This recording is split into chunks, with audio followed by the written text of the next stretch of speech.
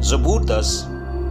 आए खुदावंद तू क्यों दूर खड़ा रहता है, मुसीबत के वक्त तू क्यों छुप जाता है। शरीर के गरूर के सबब से गरीब का तुंदी से पीछा किया जाता है। जो मंसूबे उन्होंने बांधे हैं वो उन्हीं में गिरफ्तार हो जाए, क्योंकि शरीर अपनी नफसानी ख्वाहिश पर फ़ख्र करता है और लालची खुदावंद को तर्क करता बल्कि उसकी अहानत करता है। शरीर अपने तकब्बुर में कहता है कि वो बाज पुरस नहीं करेगा। उसका ख्याल सरासर यही है कि कोई खुदा नहीं।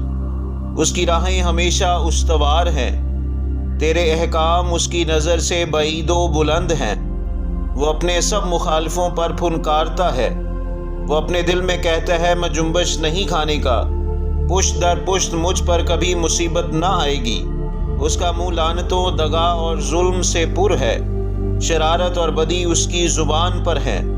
वो देहात की कमीन गाहों में बैठता है। वो पोशीदा मकामों में बेगुनाह को कत्ल करता है। उसकी आंखें बेकस की खात में लगी रहती हैं। वो पोशीदा मकाम में शेर बब्बर की तरह दबक कर बैठता है।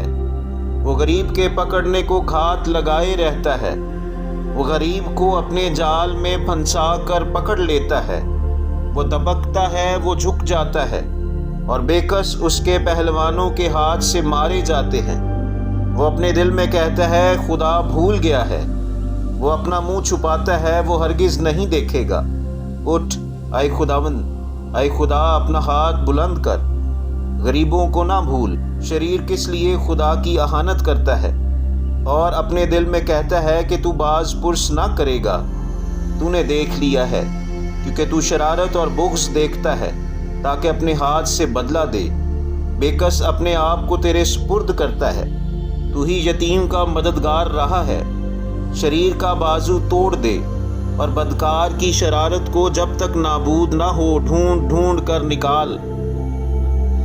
खुदावंद अब्दुल आबाद बादशाह है, कौमें उसके मुल्क में से नाबूद हो गई।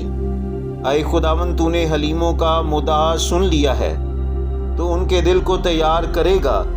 तू कान लगा कर सुनेगा कि यतीम और मजलूम का इंसाफ करे, ताकि इंसान जो खाक से है फिर ना डराए।